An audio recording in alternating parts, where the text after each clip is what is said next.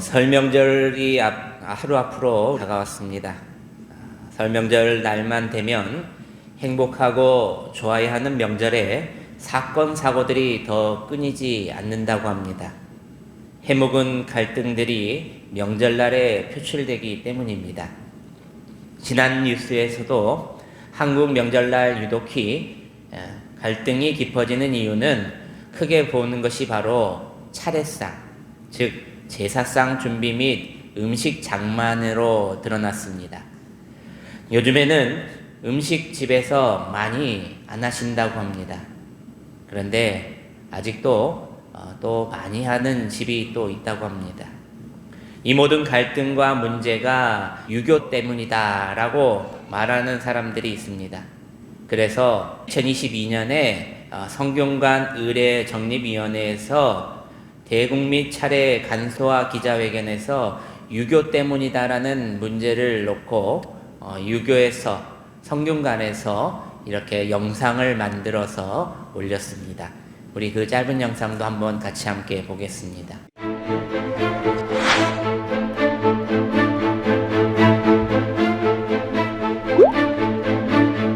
제사를 주관했던 그 분들은 조금 좀 아닌데 뭐 이런 생각을 하신 분도 계셔요.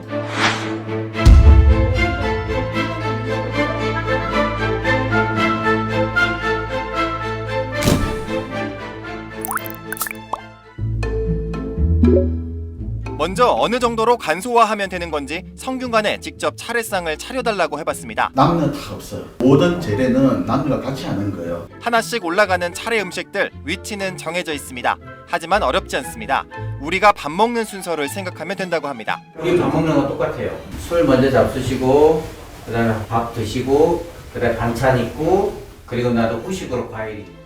되게 간소해 보이는데 저거 보입니까? 저는 이것도 좀 많다고 생각이 드는데 홍동백서, 그러니까 붉은색 과일은 동쪽에, 흰 과일은 서쪽에 놓는다는 식의 예법은 문헌에 나와 있지 않다고 합니다. 성균관 말로는 어느 순간 민간에서 관습적으로 퍼져나간 것 같다고 하네요. 다만 과일은 2가지, 4가지, 6가지 이렇게 짝수로만 맞추면 예법에 어긋나지 않는다고 합니다. 우리가 구할 수 있는 그때에 나오는 우리가 구할 수 있는 그 과일을 갖다가 올린다 보시면 됩니다. 샤인머스켓 뭐 이런 거 올려도 되나요? 뭐 과일이니까 괜찮지 않겠습니까? 반찬 가짓수도 많을 필요 없습니다. 제사와 달리 설 차례는 한 해가 바뀌었다는 걸 조상들에게 고하는 일종의 의식이라는 겁니다. 하지만 조선 말기 차례상이 복잡해졌다는 게 성균관의 설명입니다. 과거갱장 이후에 신분제가 철폐되면서 반상의 구분이 없어졌지 않습니까? 그 많이 준비한다 그러면 우리는 양반 집안이고 적게 보신다 그러면 양반이 아닌가보다는 어떤 그런 이상한 어떤 풍조가 생겨버리는 거예요. 그렇다면 설 차례상 간소화, 우리 예법에 정말 맞는 걸까요? 직접 눈으로 확인해 봐야겠습니다. 유교 전문가와 함께 문헌을 직접 살펴봤습니다. 율곡 선생의 그 문헌 중에서 의례를 쭉 모아놓은 그 부분이 있어요. 호, 과는 편의대로 따라서 하십시오. 그런데 혹, 떡을 진설을 해도 또한 좋습니다. 이런 정신은 율곡 2의 제자 사계 김장생 선생으로 이어집니다. 김장생 선생은 예법의 헌법과 같은 주자가래를 우리 문화에 맞게 바꾼 대표적인 유학자입니다. 그의 책 사계전서에 이런 문구가 나오네요. 고전짐을 불용이라 기름지고 지진 그런 음식은 쓰지를 않았는데 공 브라보 고래야라. 아마도 고래에 맞지 않는 것 같습니다. 실제 퇴계 이황 선생의 안동 종가 차례상 보실까요? 매우 간소하다는 것을 알 수 있습니다. 설 차례상에는 술과 떡국, 간단한 반찬, 제철 과일 정도로 충분하다. 이 정도로 요약 정리할 수 있겠습니다. 가정 불화가 생기고 뭐 남녀 갈등이 생기고 유교 때문이라고 하니까 저희는 마음이 불편하죠. 그래서 안 되겠다. 우리가 이걸 한번 좀 알려주자. 가족들이 모여서 싸우지 않고 그래야 즐겁게 명절을 보내죠.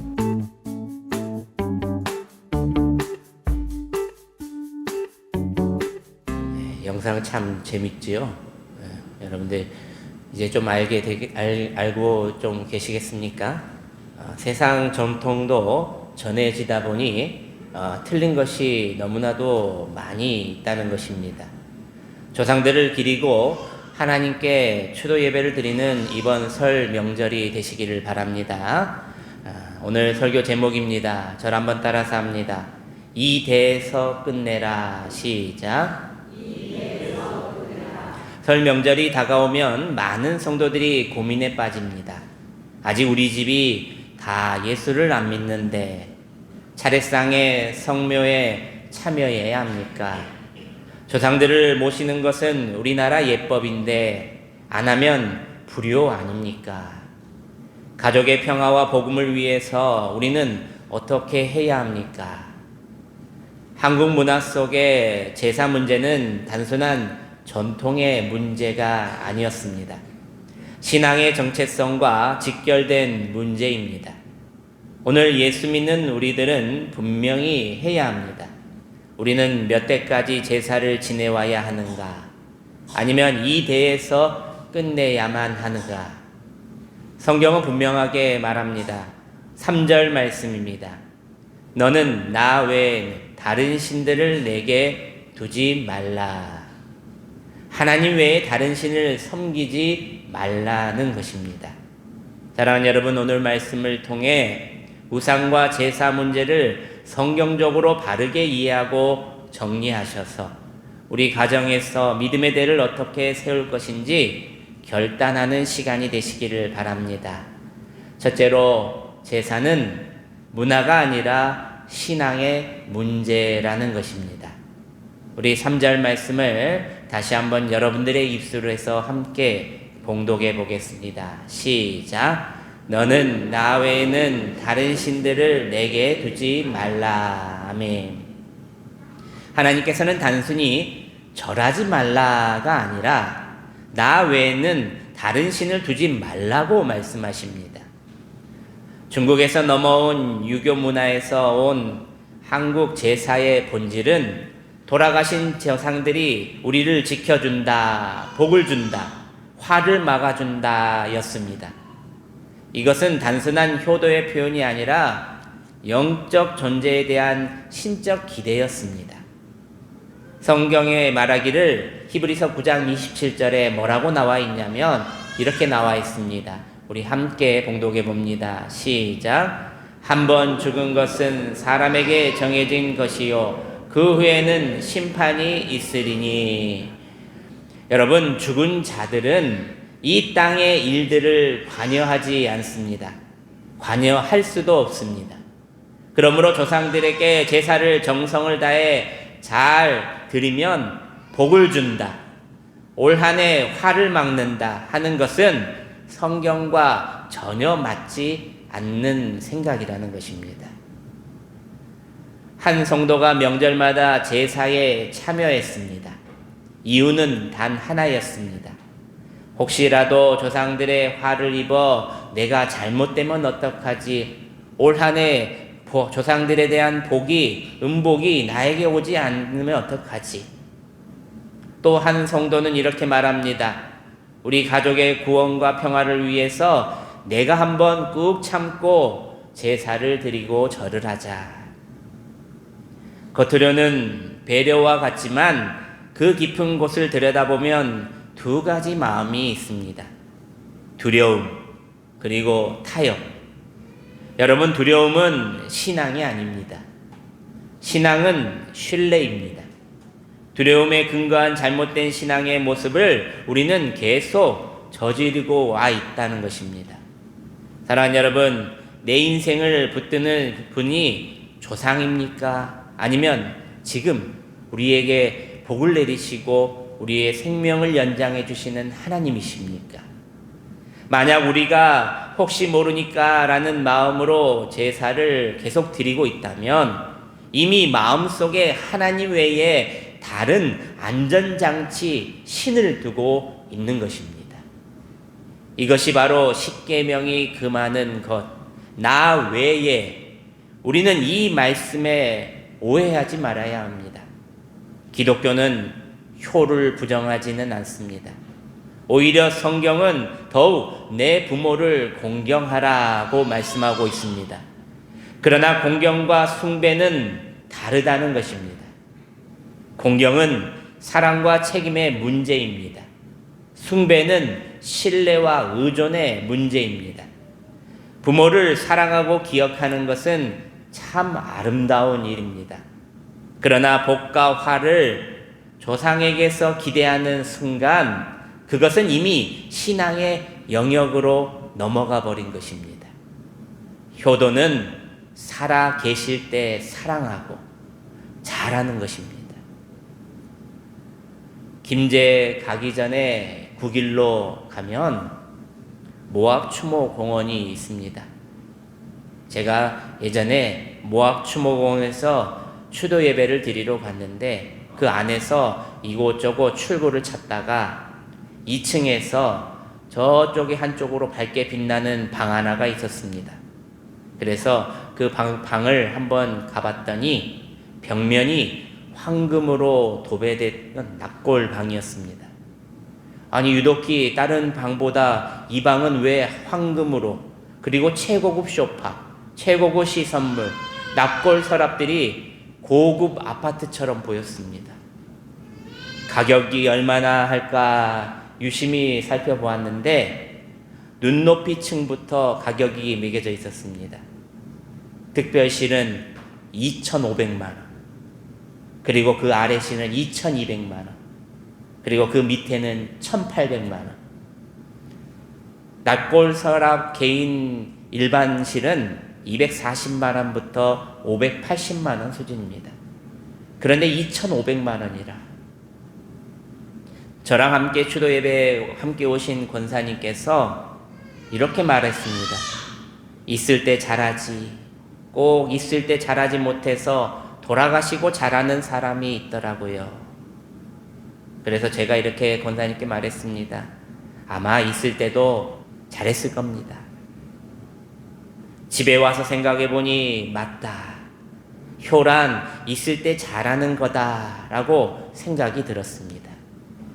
사랑하는 여러분, 죽은 자들은 이 땅의 일들을 관여하지 못합니다. 관여할 수도 없습니다. 조상들께 정성을 다해 잘하면 복을 준다, 화를 막는다 하는 것은 전혀 맞지 않는 말이라는 것입니다. 아까도 사람들이 만들어낸 홍동백서처럼 말입니다. 많이 올리면은 복을 많이 받을까요? 아니었지 않습니까? 마치 자신의 체면들을 살리기 위해 복은 복을 만들어 주시는 분, 곧 하나님께 구하는 것입니다. 이 기준이, 이 믿음이, 이 신뢰가 무너지면 우리의 영적 중심이 흔들리고 만다는 것입니다. 그렇다면 여러분, 이 대에서 끝내라는 것은 바로 우상 문제는 개인으로 끝나지 않기 때문입니다. 대를 타고 계속해서 이것이 흐른다는 것입니다. 출애굽기 20장 5절에서 6절 말씀에 보면 하나님께서는 우상 숭배의 대를 이어 계속 영향을 미친다라고 말씀하십니다. 왜 그렇습니까? 신앙은 바로 교육되기 때문입니다.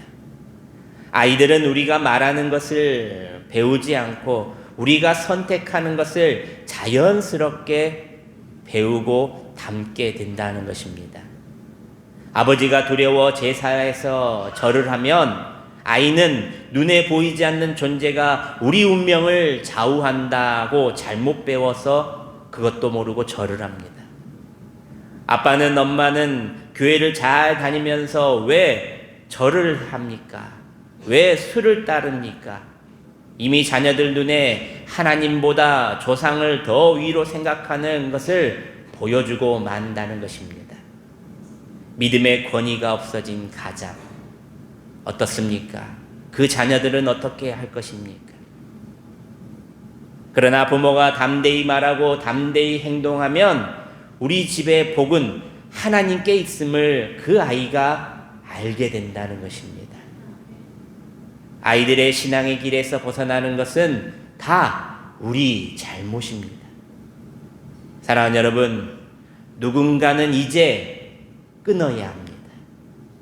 전통이라는 이름으로, 가족 화합이라는 명목으로, 두려움이라는 감정으로 흘려 내려오던 우리 가족들을 죄와 사망의 길로 붙잡았던 이 영적의 흐름을 이 대에서 끝내야 한다는 것입니다. 사랑하는 여러분, 올 2026년에는 하나님께서 나와 내 가정과 자녀들에게 더 큰 복을 주시려고 준비하고 계신다는 것을 믿으시길 바랍니다. 두려움 때문에 타협하지 말고 하나님 한 번만 신뢰함으로 이 대에서 영적 우상을 끊어내며 이제 이 모든 복을 받아 누리시기를 바랍니다. 복은 조상에게 오는 것이 아니라 오직 하나님께로부터 온다는 사실을 이제 확실히 믿으시기를 바랍니다. 이 대에서 믿음의 기준을 바로 세우면 다음 세대는 흔들리지 않고 이 모든 복을 받아 누리게 된다는 것입니다. 오늘 우리 가정의 신앙의 중심을 다시 하나님께로 돌리는 결단을 하시는 여러분들이 되시기를 소망합니다. 둘째로, 우상을 대물림시키는 것은 죄라고 말씀하십니다. 우리 5절 말씀입니다. 스크린을 보시면서 함께 봉독합니다. 시작. 그것들에게 절하지 말며 그것들을 섬기지 말라. 나 내 하나님 여호와는 질투하는 하나님이신즉 나를 미워하는 자의 죄를 갚되 아버지로부터 아들에게로 3, 4대까지 이르게 하거니와. 아멘. 여기서 중요한 단어는 3, 4대입니다. 왜 대를 말씀하셨을까?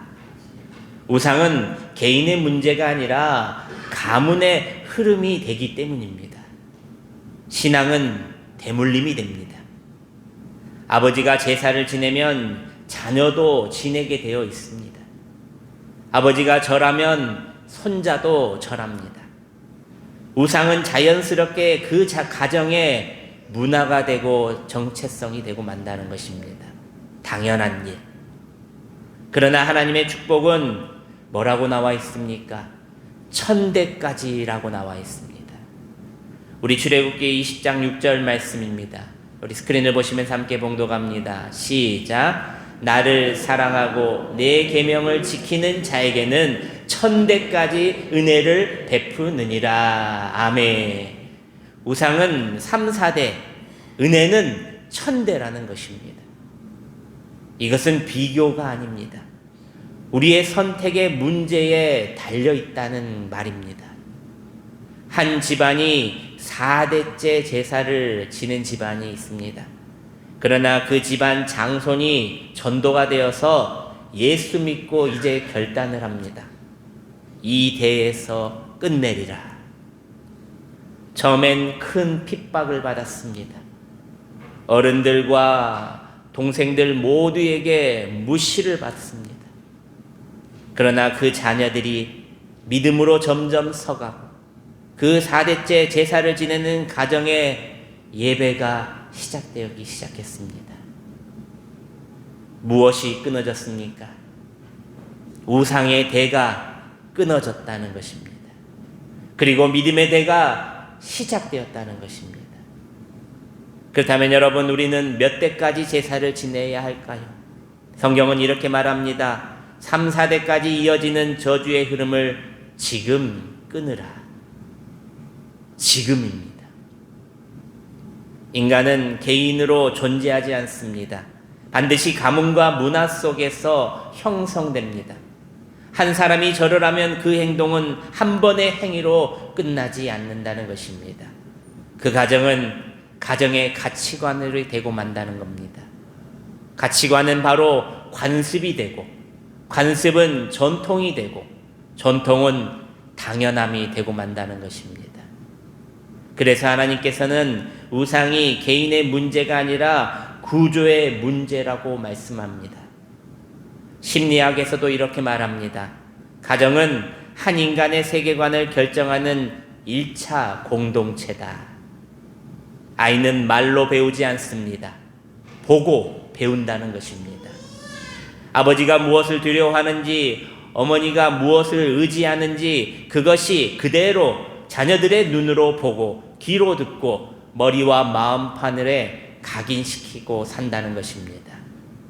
그래서 3, 4대라는 표현은 형벌의 숫자가 아니라 문화가 굳어지는 최소 시간의 단위를 말하는 겁니다. 한 세대는 선택합니다. 두 세대는 익숙해집니다. 세 세대는 이제 의심하지 않고 받아들인다는 겁니다.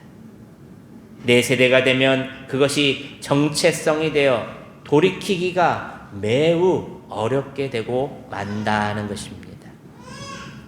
그래서 우상은 단순히 절이 아니라 하나님 없이도 괜찮다는 삶의 체계로 만들어져 버린 그런 가정, 그런 자녀들이 나타난다는 것입니다. 천대까지 은혜를 베푸신다. 이것은 숫자의 비교가 아닙니다. 하나님의 성품의 선언이라는 겁니다. 너희 가정을 끝까지 내가 책임져 주겠다는 하나님의 약속입니다. 저주는 흐름을 타지만 은혜는 그곳에 폭발한다는 것입니다. 우상은 습관처럼 전해지지만 믿음은 생명처럼 번진다는 것입니다. 여러분, 왜 천대입니까? 믿음은 구조가 아니라 바로 생명이기 때문입니다. 한 사람의 결단이 한 가문의 방향을 바꾸고 이 가문이 바르게 세워진다는 것입니다. 지금 끊으라. 이 대에서 이제 끝내라. 왜 지금입니까? 여러분이 멈추지 않으면 여러분의 자녀가 이를 이어가기 때문입니다. 여러분이 결단하지 않으면 다음 세대가 이 죄의 짐을 진다는 것입니다. 결단은 고통스럽습니다. 그러나 지체함과 지연은 더 큰 고통을 후대에게 남기기에 바로 지금 해야 한다는 것입니다. 가문의 흐름은 자동으로 이어지지만 방향은 한 사람의 결단으로 이렇게 바뀌게 된다는 것입니다. 지금 끊지 않으면 다음 세대가 이를 이어간다는 것을 아시길 바랍니다. 그러나 지금 끊으면 현대의 은혜를 받게 되고 천대의 은혜가 바로 우리 가정에 시작된다는 것을 믿으시길 바랍니다. 오늘 저주의 3, 4대를 끝내는 한 사람이 되시기를 주님의 이름으로 축복합니다. 마지막 셋째로 용기와 믿음으로 결단하라는 것입니다. 여호수아 24장 15절 말씀입니다. 우리 스크린을 보시면서 함께 봉독합니다. 만일 여호와를 섬기는 것이 너희에게 좋지 않게 보이거든 너희 조상들이 강 저쪽에서 섬기던 신들이든지 또는 너희가 거주하는 땅에 있는 아모리 족속의 신들이든지 너희가 섬길 자를 오늘 택하라. 오직 나와 내 집은 여호와를 섬기겠노라 하니. 아멘. 오직 나와 내 집은 여호와를 섬기겠노라. 여호수아 조상 대대로 내려온 우상 숭배를 자신의 대에서 끊어냈습니다. 이 여호수아 얼마나 대단합니까? 그는 말합니다. 과거가 어떻게 했든지 나는 오늘 이렇게 결단한다. 여호와께로 돌아가기로. 이 대를 끊어내기로. 많은 성도들이 이렇게 말합니다. 내가 형식만으로 참여하는 것도 대단한 일입니다. 마음으로만으로도 이미 하나님을 믿고 있으니 괜찮습니다. 여러분, 예배는 형식이 아닙니다. 몸으로 드리는 우리의 신앙의 고백입니다. 이런 마음으로 드림은 기뻐 받으시지 않는다는 겁니다. 성경적 효도는 무엇이라고 말합니까? 살아계실 때 공경하는 것, 부모를 사랑하는 것, 책임지는 것입니다. 죽은 후에 드리는 무의미한 제사가 아니라 살아있을 때 사랑하는 것, 최선을 다하는 것이 되어야 한다는 것입니다. 저랑 함께 목요일마다 축구하는 목사님의 3대 독자의 집입니다. 축구하다가 다치면 어쩌려고 목요일마다 빠지지 않고 나오시냐. 다들 우스갯소리로 걱정 아닌 걱정을 하면서 매주 즐겁게 운동을 합니다. 그런데 3대 독자 목사님께서 아버지께 이렇게 말했다고 합니다. 아버지, 저는 제사는 못 지내지만 아버지 살아계실 때 더 사랑하고 더 잘 모시겠습니다. 목사님 아버지는 늦게나마 예수를 믿으셨는데 옛날 분이라 아들 하나 있는 놈한테 죽어 제사상도 못 받겠구나 하며 처음에는 많이 서운해 하셨다고 합니다. 나중에 아들이 자기에게 지극정성으로 잘하는 것을 보고 지난 설 명절 때 세뱃돈을 주며 이렇게 말했다고 합니다.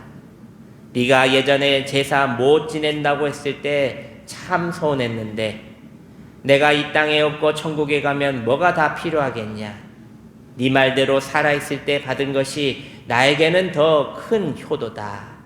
앞으로도 서로 잘하고 새해 건강하거라. 사랑하는 여러분, 이것이 결단의 열매입니다.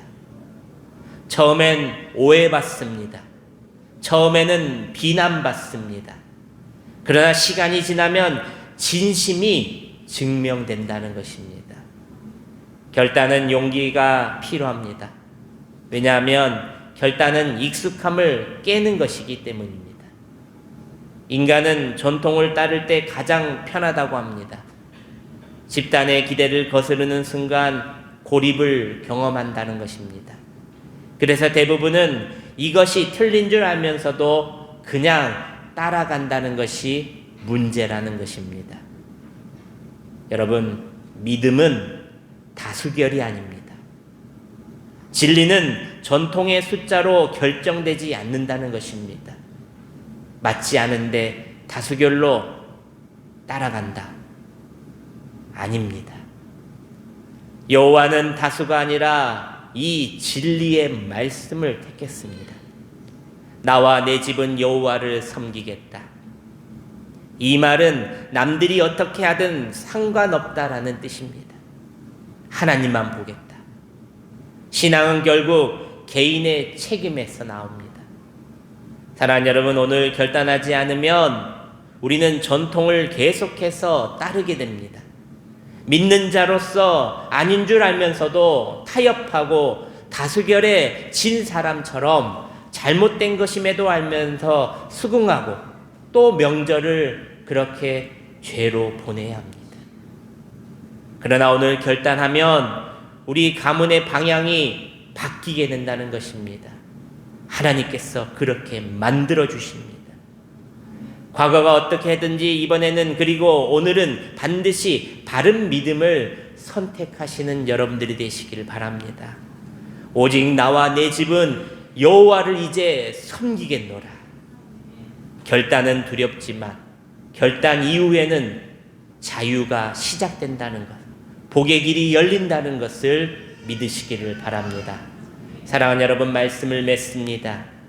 우상은 3, 4대까지 영향을 미친다고 했습니다.